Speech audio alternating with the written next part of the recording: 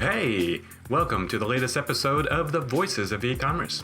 I'm John Drake, professor of Management Information Systems at East Carolina University. In this podcast, I interview the incredible people behind the scenes of e-commerce, the people that design, build, market, and run various online, mobile, and social initiatives. And now, on with the show.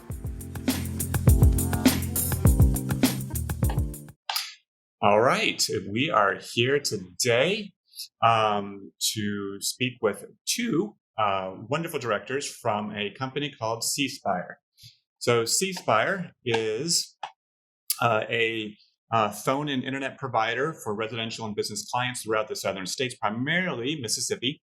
But these two, Jennifer Anderson is Director of Marketing and Graham Miller, Director of Digital Transformation.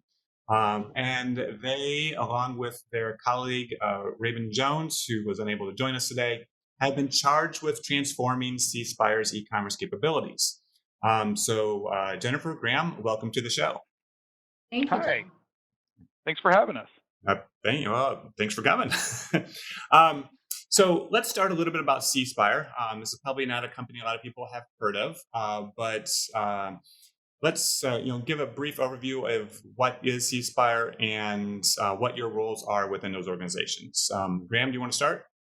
Sure. So C Spire at its core is a telecommunications and technology company that's been around for about a little over 30 years, primarily based in Mississippi. Our roots are in Mississippi, but we've also expanded into Alabama and Tennessee.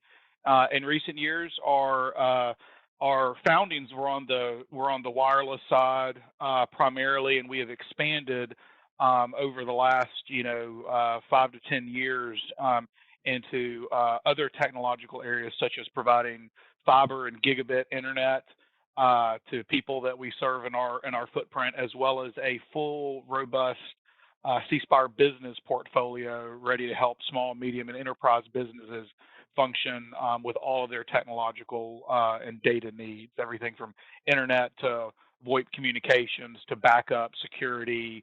We provide a full range of services there. So we've got the wireless, the home, and the enterprise piece, all of that. And we're getting into dabbling a little bit now into telehealth and healthcare as well. That's a new area for us that we've been in for a little bit there as well. But that's pretty new, and we're still evolving on that front. Jennifer, anything? Oh, and you asked about us too. I'm sorry. So I'm sorry. John. I'm the director of digital transformation. I've been with C Spire for a little over 12 years now, and my background is actually on the retail side. I'm not a coder by trade. I'm more focused on our experience, our on-site engagement, our strategy and tactics to help provide the easiest to do business with customer experience we can in a digital way. So my core role, as I've been serving in it for about 3.5 years, is really to help us move the great retail and human experience we have throughout traditional retail and brick and mortar and move that over to a digital environment. And so that's a fundamental shift that really everybody in large retail and in tech is in the process of doing. We've been working on that for years, and really been working to scale that up even more so in the last 3 or 4 years as we kind of created teams around that focus. So I'm one of the arms of that and help lead our strategy and customer experience for all of our lines of business and emerging products such as health and things of that nature. Nice. So Jennifer, you are in charge of the marketing, and so can you help differentiate between the Graham's role, so digital transformation, and your role? What's the difference there?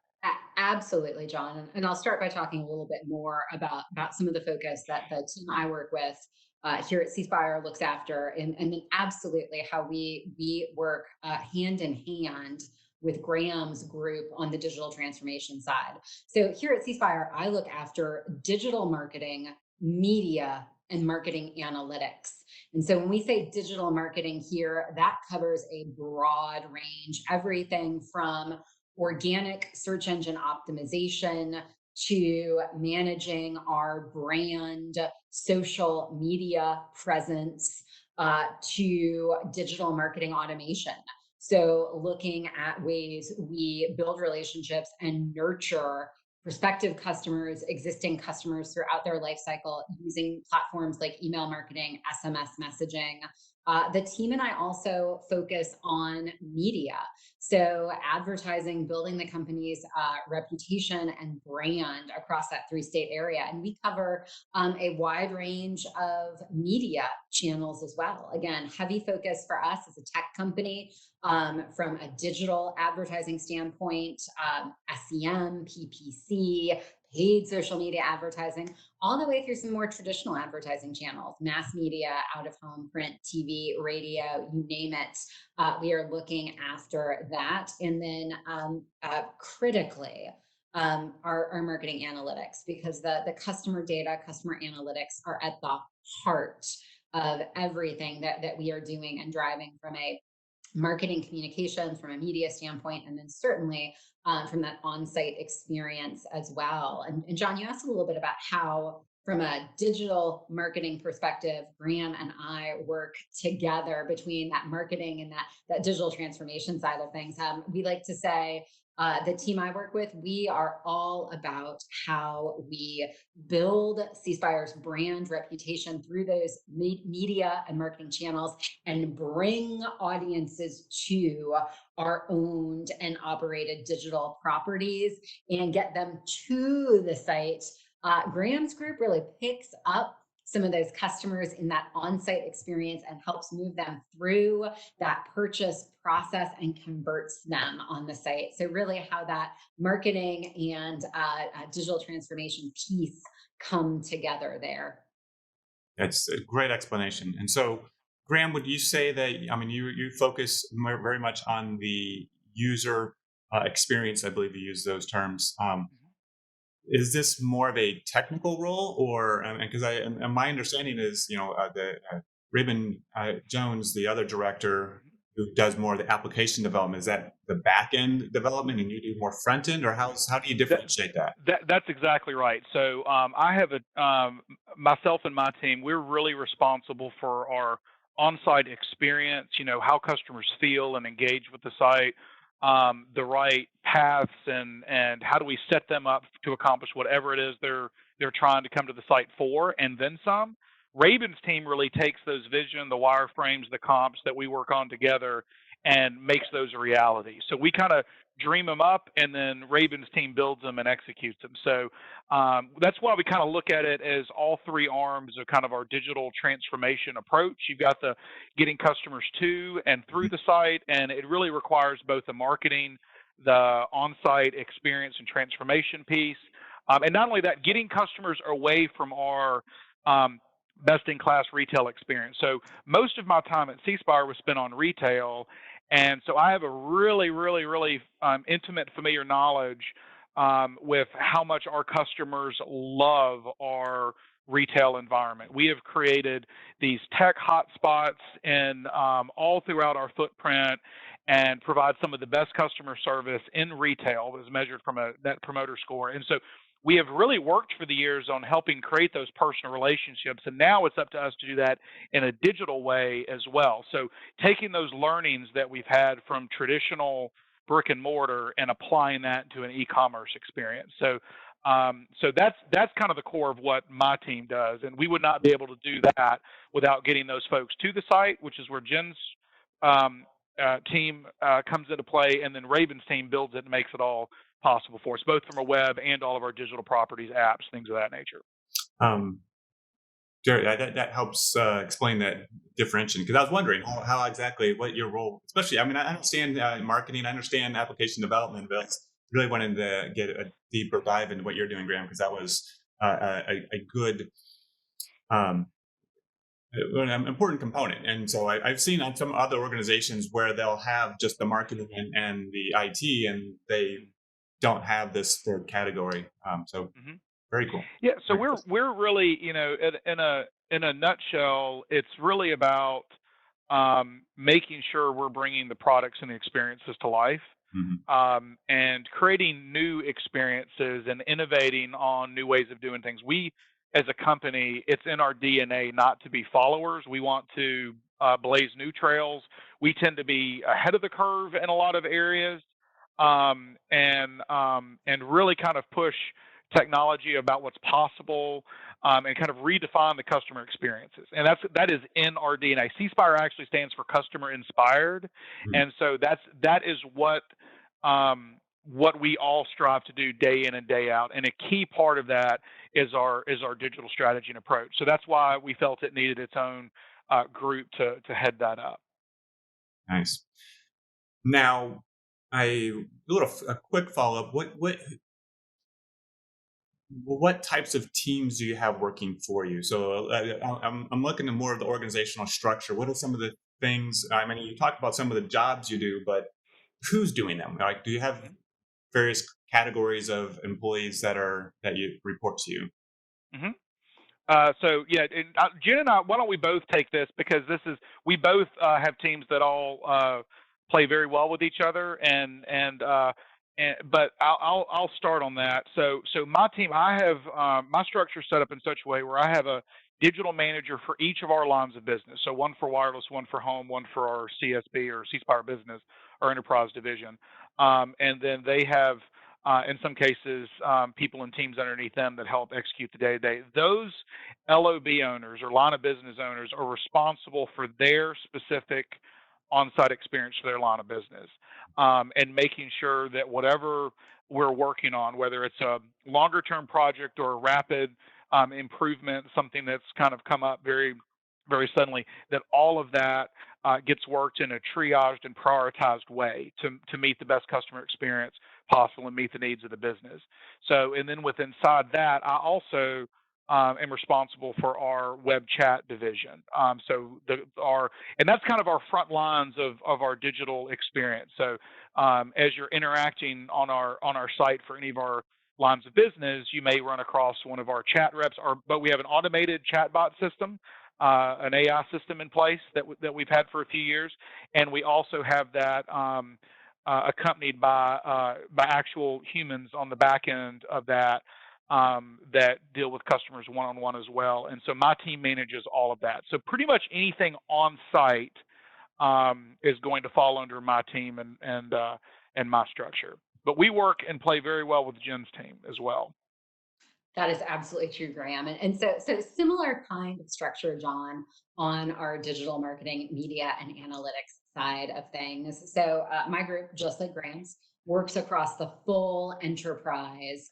And I work with a team of marketing managers, specialists, and analysts that really focus on some of those different marketing channels. So having an expert on the team when it comes to organic search and what the things are we need to be doing to maximize our presence in search results, and working with Graham's team to execute on that.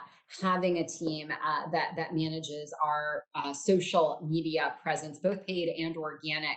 So we've really structured the team, and look at them and charge them with being our in-house experts on these different Mm. marketing platforms and channels. The other thing I will add in there, and Graham talked a lot about that on-site experience and how he works very closely with our IT and applications development group. I will say from a digital marketing standpoint, same type of interface there as well, where from a digital marketing technology standpoint, it is not just the management, the strategy, the management and execution of some of our day-to-day digital marketing programs, but for the team I work with as well, it's also looking at the tech stack on the marketing side and capabilities, and ensuring that when we talk about the power of digital marketing automation and email marketing to keep our audiences and customers warm and engaged and up to speed on what's happening with us, that we've got the right set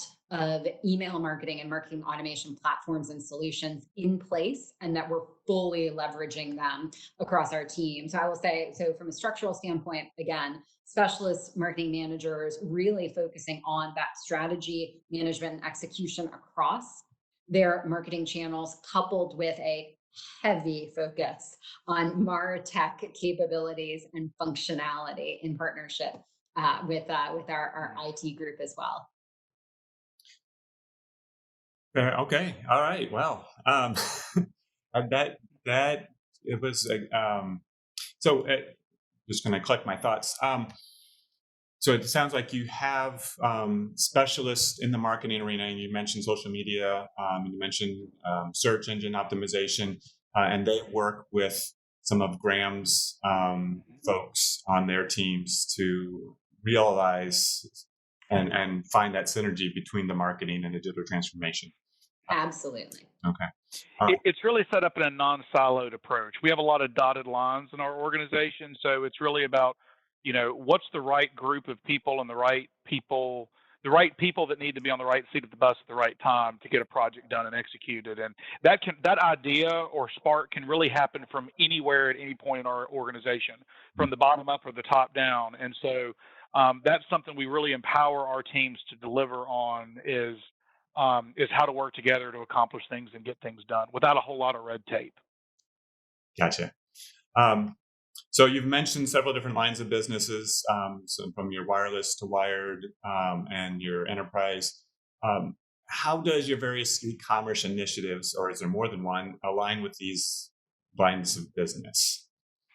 That's a great question, and I can start us off here too. So it's absolutely different with each one. So I'll start with our oldest is wireless. So with wireless, we have that's been our primary focus from a company for the majority of our 30 plus year history, and so that's the one we have our deepest roots in. And it also means we have the most technology, both very current and maybe custom systems that we work to migrate over time. And so we're constantly trying to shift the balance between systems that were set up for a brick and mortar world and convert those into ones that will work in a digital focused world. And so for both the policy and process and execution standpoint. So with wireless, it's really about bringing that retail experience to the web, whether it's giving customers the confidence and the ability to buy products that they may perceive to be complex, particularly if you don't really know a lot about it. The wireless industry can be filled with traps, particularly with our competition, and they'll bring you in with a deal, and then that's not the price you actually pay, and then you're fighting it for years on end, and that's really kind of telecom in general. And we've really worked to strip all of that out and kind of get rid of a lot of the bull, so to speak, to deliver on that experience. That very much fits in with our brand and our company DNA.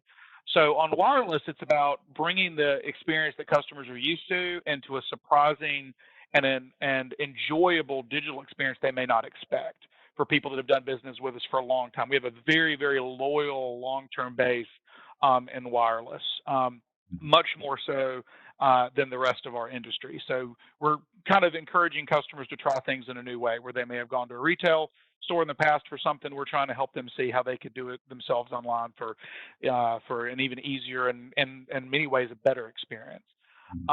On home, it's pretty much the exact opposite. We've only been in home for about 6 years, and that started as a digital initiative. We have very, very little brick and mortar presence in that. Sure, you can buy our home products in our retail stores, but it wasn't really set up that way. It was really set up to lead with digital first in mind as we kind of stood that company up. We didn't have a lot of the barriers and obstacles that we had with bringing over at the time a 25-year wireless business over to digital. With this, it was all an entrepreneurial spirit, and so we looked at it from that digital first approach. And so we do a lot more of our volume on our website for our home line of business than any of our other lines of business, and that's really because of how that product was built with that in mind. And so with home, it's more about how do we continue to improve that.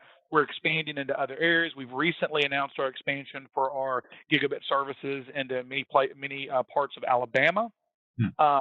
And we're constantly expanding in Mississippi. It takes a lot of effort to bury tens of thousands of miles of fiber cable. I imagine. And it's a slow process, but we are doing it at a record pace and very quickly. So digital helps us stay up to date with all of that, whereas you might have to hire a robust door-to-door sales team or something like that in another industry.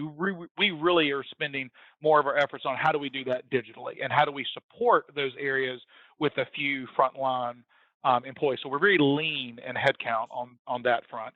And for CSB, that's our most complex line of business because we sell so many different products and services to so many different types of business. And so with that, what we're currently focused on right now is how do we drive more awareness and visibility of the products we do sell, and how do we help our existing customers better manage and add to their services in a digital only way. The enterprise market continues to be more of a handshake market where you have a dedicated rep that may come to your business and check in from time to time, depending on the size or your account needs. And so we're going to be unwinding that more slowly with digital. So right now, our digital approach on our business side is more about account maintenance, helping customers make routine transactions in a digital way faster and easier while driving awareness to our other products and really helping customers get signed up on that through lead forms and attending things like webinars and things that we do in that area to kind of learn more about the company and to get to meet an account executive that way. So all three are very different lines have kind of different ways of doing things, and that translates on the marketing side as well because we have the same problems or same unique opportunities on digital. Then the marketing side presents the same opportunity. So Jen, I don't know if you want to touch on that a little bit. Yeah, I was going to say, and Graham, I'll add to that, and I'll maybe go in some of the reverse order. You touched on C Spire Business, that B2B IT managed service piece of our business, and as Graham said, it is a lot about demand generation for us in that space when we think about the role digital plays.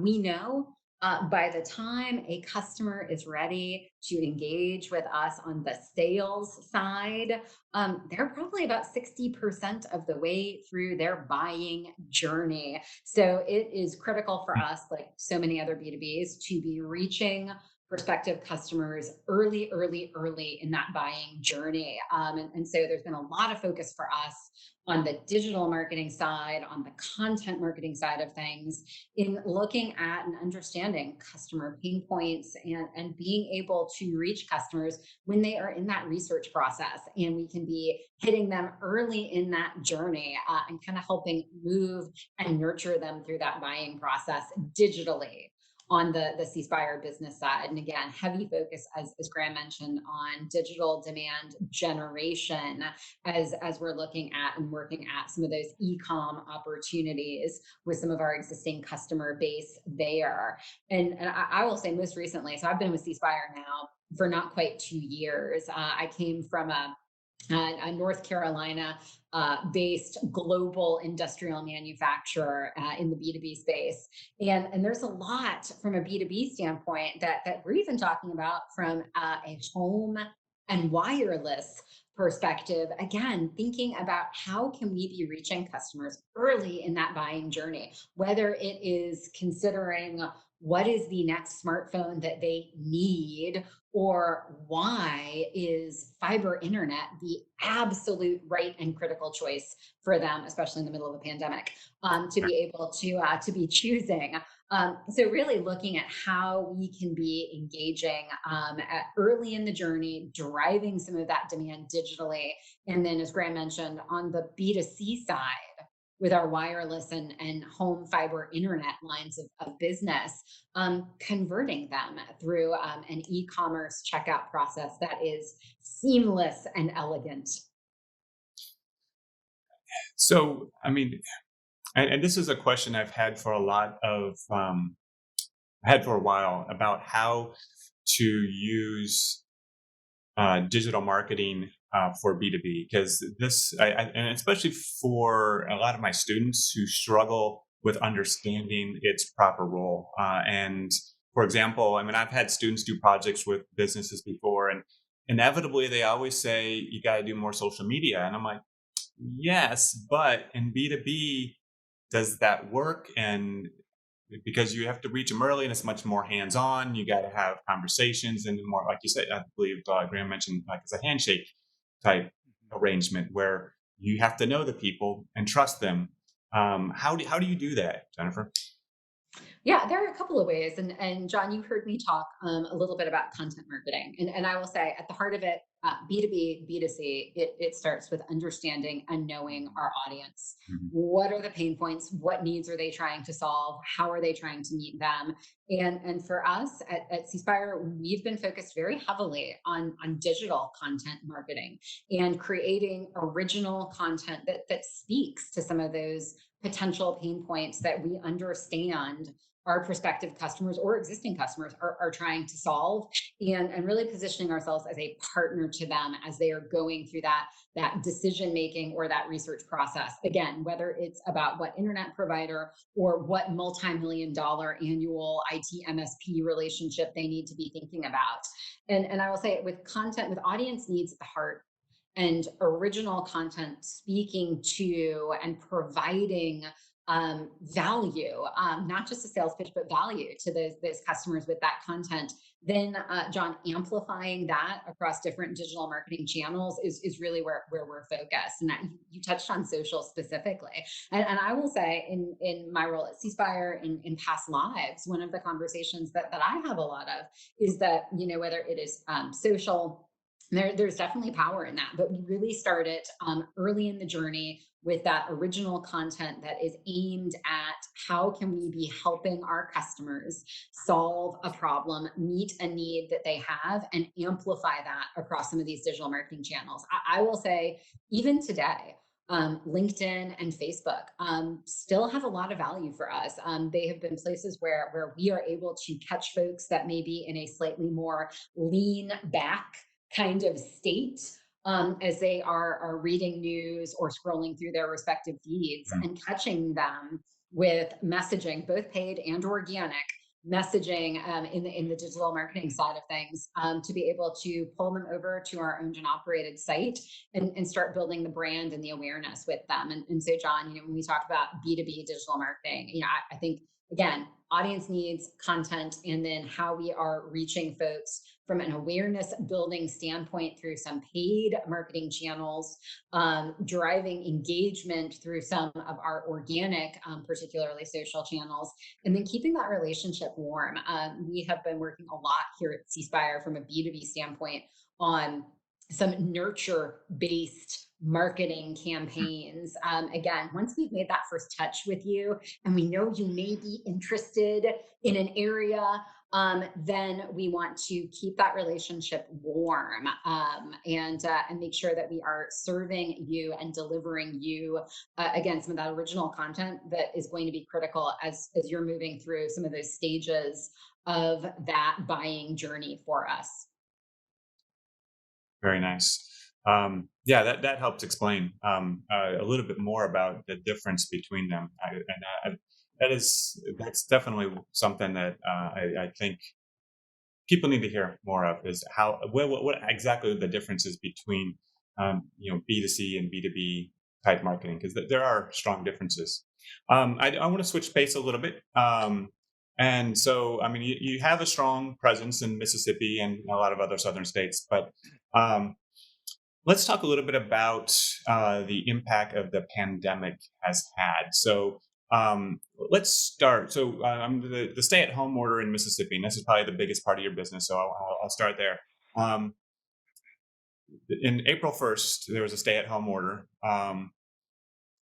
When did you realize that this pandemic was going to be massively disruptive to your business? Was it before that stay-at-home order? And do you remember much of what was going through your head at the time?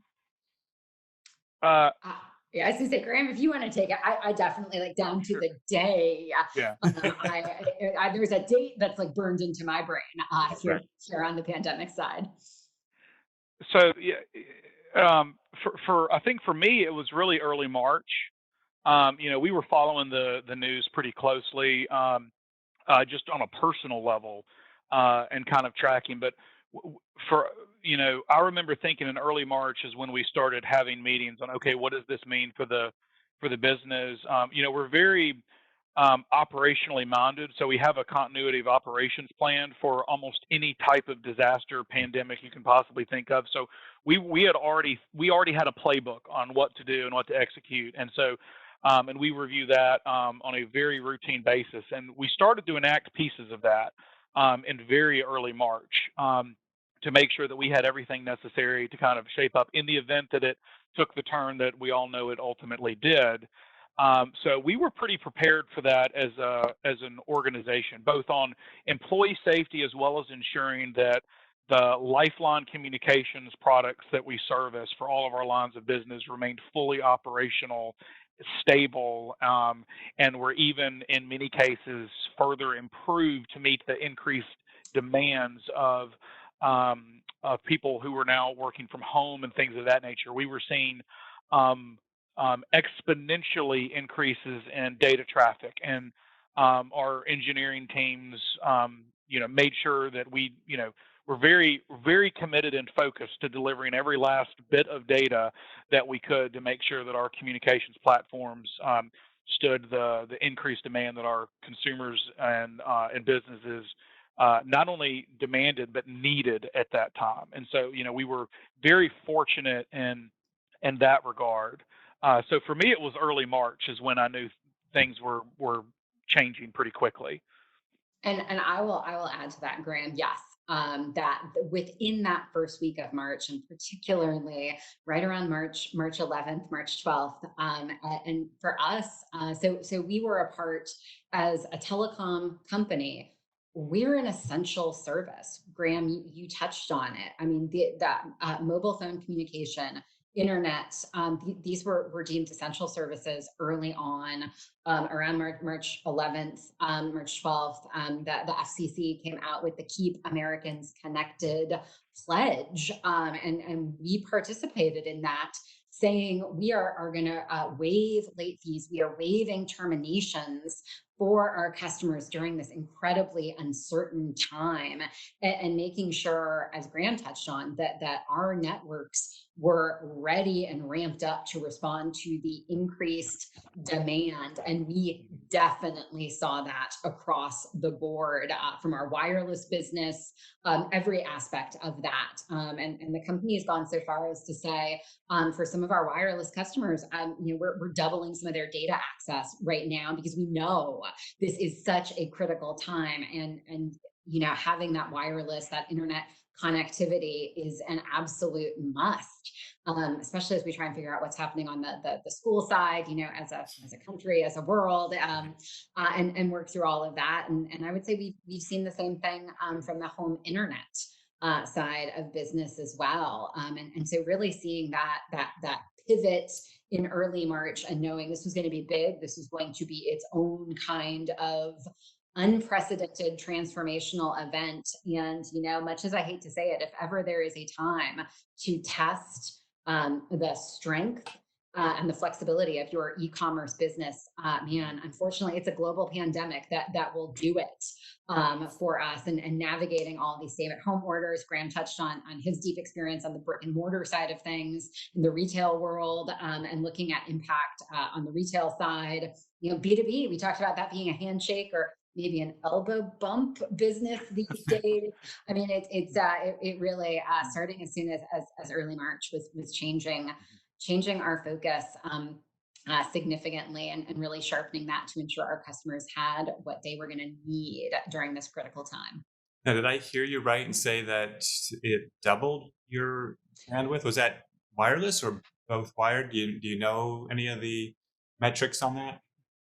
So we saw sharp increases on the network usage side of things for wireless. And then we took the step of saying to some of our customers on metered data plans, we are going to give you double what you currently have, because we know you are going to be, you're going to need it during this time. Yeah, so we've definitely seen that, as Graham mentioned as well, some of the network demand ramp up. And the good news was, with our engineering and network team, they were right there to pivot to ensure that we had all the capacity we needed. And then in addition to the doubling the data, we also whitelisted a lot of sites to not count against your data. A lot of educational things. We worked with our Mississippi Education Board and Commission to figure out what are the sites and tools that students that are learning from home, what do they need. We took all of those for free. We set up free fiber Wi-Fi hotspots in our retail parking lot, so you could just come up, get online, and take all the data that you could possibly want for that. And we had a lot of use there on those for customers that may not have had access to high-speed data at the time. And then on our home side, we've never had metered or capped plans for home internet. So, a lot of the other industries shifted and, gave, additional data or caps or things of that nature. We didn't have to change anything on that front because we were already unlimited and are always going to be unlimited on our home side. That's a commitment we have for no data caps and no throttling of any speeds on our home side. And so, we were already set up in a lot of ways for that. And a lot of those pieces were already in our plan and ready to go. And so for us, we'd already built a lot of the infrastructure for this. It was simply flipping some switches to make it happen. There were some tweaks in engineering and stuff that had to go into play, but we had that playbook that really came into play, and which levers to pull. And I think we ended up pulling about all the levers that we had just to make sure we were set up as possible to deliver the best experience possible for not only our customers, but for people who live in our area that may not have had C Spire service but needed access to telecommunications. We made sure they had that set up. That's awesome. That really is great. Yeah, we had similar things happening in our area, but it's so wonderful to hear you guys doing that. So how did this change your e-commerce initiatives? Ooh, that's a good question. On the on wireless, we already had a plan on how do we move more customers from a retail model over to a online model. I'd say we sped that up by about 5 years in some cases. So we were already doing things like curbside delivery, or things of that nature that really is not common in our industry, maybe common in other industries. We've been doing curbside pickup at a lot of our stores for over 4 years. So we go back to we were beating a lot of the grocery stores that were doing that at the time, because we really saw that as a good way to help customers engage with us digitally, but also still have the confidence to be with the human on the other end. So we saw that as a stopgap, much less of a convenience item for customers and more of a how do we give customers the confidence to buy online. So we saw our curbside orders go up by about 290% in the first couple of weeks of March, and they've continued to go up since then. Even as our stores have resumed somewhat normal operations in many areas, I say normal operations, normal for now, normal for our current time, but we are still very focused on trying to execute as many orders as we can, either through fulfillment, through normal shipping programs, which we can get all of our products in our footprint to customers the next day for free shipping, or our curbside pickup. We also launched in the pandemic a same day delivery service that's free for customers, where we actually would drive to your home and bring your phone to you if need be. And so that was something that we had been discussing on doing, and we put a very quick, I would say, minimal viable product in the market. It's probably not something we would have launched normally. It wasn't quite ready for prime time, but we launched it because we know that was better than nothing for customers that didn't have that option or may not have had transportation to get to a store.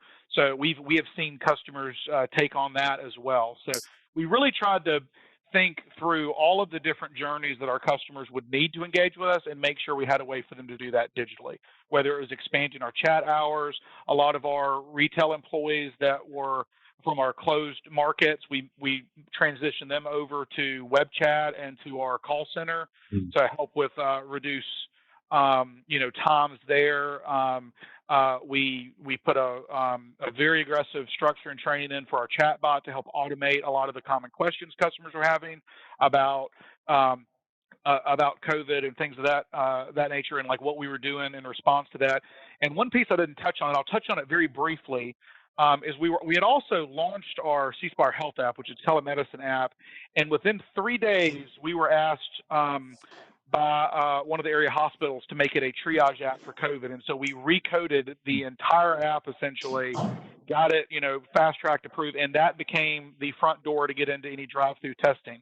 clinic at the time. That is now since rolled off, and we did that for the first few months of the program while the state was able to build up other resources. And so we were one of the, not the only, but one of the chief ways that customers could get rapid testing done at the time in the state of Mississippi. So that was something that we did on the tech side as well.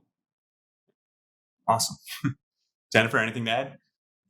Yeah, I guess the one thing I will add to this, and we talked a little bit before about digital marketing and some of the focus on MarTech, and the great thing for us in the midst of this pandemic, I will say, is we've been doing a lot of transformation. I joked with our chief marketing officer recently. I think by the time 2020 is over, there is not a piece of our digital marketing infrastructure on the platform side we will not have touched and overhauled. And I share that because in the midst of all of this change with the pandemic, the customer communication about all of these changes, the capabilities with the telehealth app to get in to be screened, the offerings with curbside pickup or same day delivery that Graham referenced, pivoting on the B2B side and offering customers some remote working and collaboration tools, getting the word out and getting in front of those audiences to ensure they knew about those services. We were able to, on the digital marketing side, tap into some of that tech stack and really be able to start pulling those levers to ensure that whether it was through our social channels, through some of our SMS marketing and messaging, even through some of our media, we were getting in front of those audiences and letting them know how we were adjusting and adapting so that we could continue to meet their needs during the pandemic. And so that focus on some of that communication transformation to drive that e-commerce business has been intense as well. And I definitely, Graham touched on the fact, and John, you mentioned it too, on the brick and mortar side, depending on the city, things we were hearing, this can be open, this needs to be closed, you can only offer these kinds of services. And so to be able to be incredibly surgical and targeted with that customer communication and messaging, again, whether that's through a paid and owned or an earned channel, was absolutely critical for us to drive that e-commerce transformation during this pandemic as well. Well, I almost wonder, because you were a more localized business and focusing on just a few states rather than nationwide or global, if that allows you to be more surgical and allows you to cater to the needs of your customers better. I will say, and I say this having most recently come off of a role where I was focused globally. There is an incredible luxury in being able to dial into very specific and targeted geographic areas. I mean, John, to your point, even though we're communicating digitally, we're talking e-commerce, we have an incredible opportunity to know those communities that we are serving across our full area, understand what's happening in them, and ensure that we are offering up the right kinds of services to those audiences through our digital channels. So yes, it is definitely has an advantage when we can be this localized and this plugged in to each of the areas that we serve. So you mentioned briefly about your employees. How has your relationship with them changed over the last few months? I mean, I know probably most of them are working from home. If not, I don't know if it looks like you're both working from home. I'm assuming that most of your employees are as well. I mean, there's some obvious difficulties with that, but in general employees, but also onboarding new employees. I don't know if you've hired recently, but how are you bringing them into the culture of C Spire?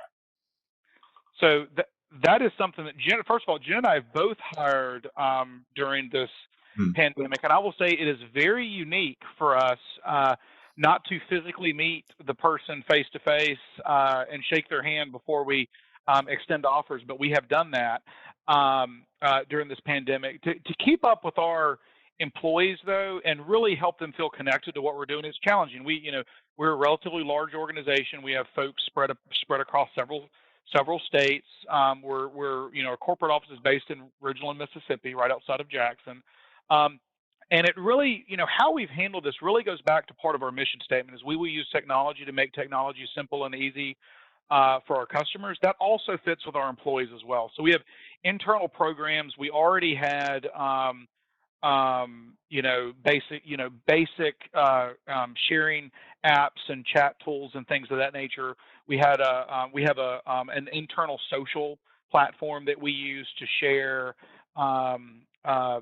stories and impacts, and that's focused on different groups, everything from the recipe of the week to what you're watching on Netflix to what our revenue numbers and goals are looking like, with all kinds of different groups to communicate. We have regular video communication from our senior leadership and management teams that's called our morning show. We have basically a little TV show that we put out several days a week with updates on what the company's doing to communicate processes.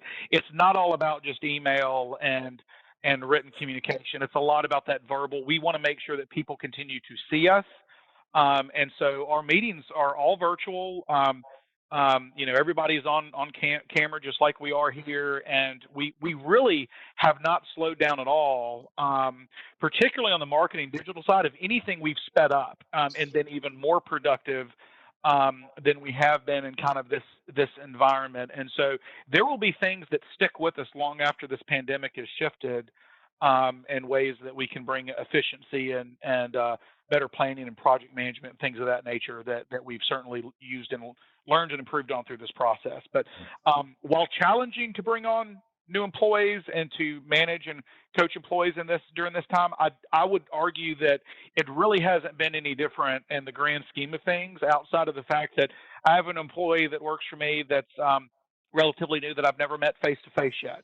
Right. And so that's unique. She's been here for a couple of months now, and I haven't physically met her. So that's a little strange, but we also see and talk to each other enough and are on video that it really hasn't replaced that human connection at all. We still, get to see and feel each other, visually, because, so much communication is nonverbal. It's really important for us as a company as we operate. We do a lot of that nonverbal communication and not a lot of just written emails and things of that nature. We've really tried to embrace video and tech to bring that to life. Absolutely. I think that the technology piece of that, and probably not so surprising coming from a tech company, Yeah. but the technology piece of that, I would say I don't think for a lot of our groups we have missed a beat. Graham touched on it earlier, had a really strong business continuity plan that the company was able to pull the trigger on. Yeah. And then thanks to technology, and I've just brought on a couple of new folks, and same thing. We haven't met in person yet, all virtual interviews. But whether it's a platform like Microsoft Teams or some of our other collaboration tools, it has allowed us to be able to maintain and in a lot of cases accelerate that productivity level for our teams. And I will say, I know for us, we are coming up now on almost 5 months of working remotely. Time flies when we're having fun, I suppose. But the technology has absolutely enabled us on the marketing and digital side to make a pretty seamless transition. Mm-hmm. And we're also using the products we sell, and so that helps us on that phase too. So it helps us become closer with the products. It helps us better align there, and it also helps us to explain to other businesses who may be having questions about our products. Well, how are you getting by in this environment? And my business isn't your size, but we're facing the same problems. How do we get out of that? And so we've done a lot of those nurturing type campaigns and webinars about, hey, how do you work better from home? Here are the tools you need. Here's the ways to be successful. And so being a tech company has absolutely been critical to helping us stay on top of this pandemic with a business focused and employee driven way. Wow. Yeah, that's I was wondering because we're scheduled to go back to teaching classes face to face in about a week. So not even that, Monday. I guess next Monday. So it's coming up soon. But so we're supposedly going to be back in the, but I know a lot of businesses and several. It is. Absolutely. That's just about wrapping up all of my questions. So anything else you want to share about C Spire or yourselves? Maybe how to get in touch, or if you're hiring. We are always hiring for positions in our company as an expanding company that is constantly evolving into new areas and expanding into new areas. We're always, so if you have any students that are interested, they can check us out at cspire.com/careers and learn a lot about us there. Follow us on our social platforms, things of that nature. You know, we're always looking for the best and brightest that we have to offer. Well, we got a fair share of those. If you're willing to hire someone living in North Carolina. You know, we have people in a lot of states now. We've really expanded. Even pre-pandemic, we were really starting to, you know, wanting to bring in the right people for the right position wherever they were based. And in some cases that's not possible, but in many cases, particularly on the digital side, we have a lot more flexibility on that part. Right. Excellent. Well, that's it, guys. I appreciate this. It's been an amazing conversation. I learned a lot, and thank you very much. And that wraps it up, guys. Thank you, John. you. Enjoyed it.